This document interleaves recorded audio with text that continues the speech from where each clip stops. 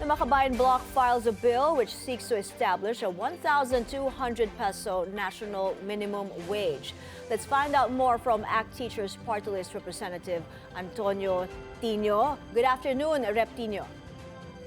Hi, good afternoon, Mai, and good afternoon to all the audience. Thank you for joining us today, sir. Now, do you think this bill will get enough support among your colleagues? I mean, the 19th Congress failed to even pass a legislated 200 peso hike. Well, we have no illusions. As you said, in the previous Congress, both houses actually had approved versions of a legislated wage increase, but the president in Malacanang, the economic managers made it clear that they were against it. So, in the end, nothing happened to it. Um, but nevertheless, the public clearly wants salary wage increase as well as lower prices consistently in all surveys. That's what it shows. That's the first priority of Filipinos. So we will continue to push for this, and hopefully there will be growing pressure on the president in particular to address this issue. Yes. Now, House Bill 2599 seeks to set the minimum wage to 1,200 pesos, regardless of region, right? So explain this to us some more. Why 1,200? Is this a Okay. decent wage that would be sufficient to support a Mm. family? Yes.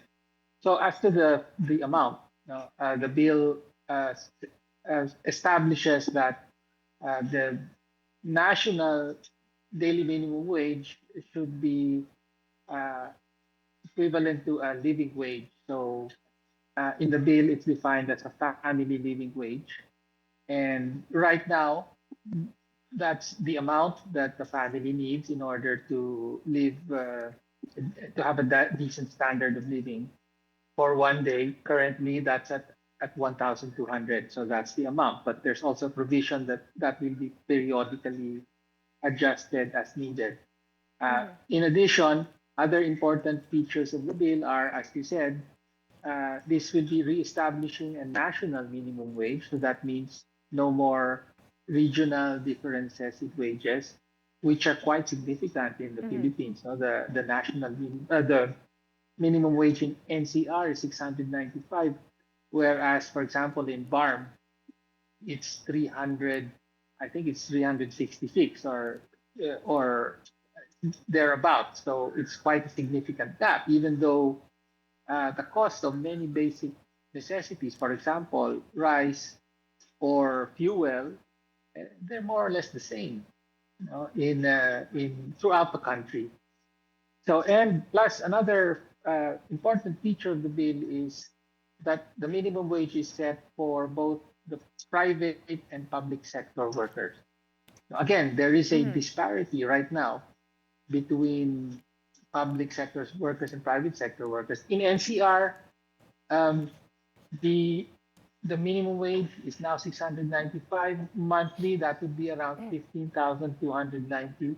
Whereas the entry level salary in national government is 14,000 a month. So, as we said, there should be one uh, minimum wage nationwide. Yes.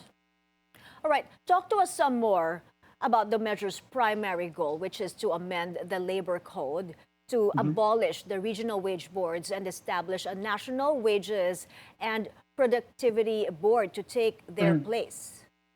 Mhm. This is not actually new. In the past, before 1989, is it when regionalization of wages was passed, or sometime in the 90s? Uh, the minimum wage was set nationally, so it was done. Either it could be done by Congress, by an act of Congress, or um, by the Department of Labor. So we're just going back to that. Essentially, we're going back to that system. Okay, what is your response to employers who say the figure is too high and they could close shop? Well, that's what they always say, and especially the big corporations. We hear that from the heads of the chambers of commerce or the business organizations. That's expected, and that they'll say that. But um, according to our own studies, the big corporations can, in fact, absorb such a wage increase since really wages only form a relatively small percentage of their um, total the total cost. Um, However, we recognize in the bill that for small and medium enterprises, uh, there is a provision for subsidy from government in order for them to augment, uh, in order to um, provide to be able to provide the family living wage. Mhm. All right, we understand this is a renewed push, and also, but how about the Senate? Are they filing a counterpart bill? I have not yet monitored whether a similar bill has been filed. Um, we hope, we expect, and the trade union organizations that we work with will surely make their own efforts to refile, bills related to wage increases. Mhm. I know you have high hopes for this House Bill 2599, but do you believe the president will sign this? Um, well, as I said, it's very clear with what happened to the previous 200 peso wage wage increase bill that it was the president's uh, um, disapproval or uh, lack of support for the bill that in the end caused its well that's the reason why it died in Congress. Mhm. No, so and even in the State of the Nation address, the president made no mention Oh, hindi nga niya whatsoever nasabi, oo, of sa SONA. mhm, of any wage increase, even though that's one of the main expectations of the public. Is that the issue of wages would be addressed. So it's again what would be key here will be public pressure.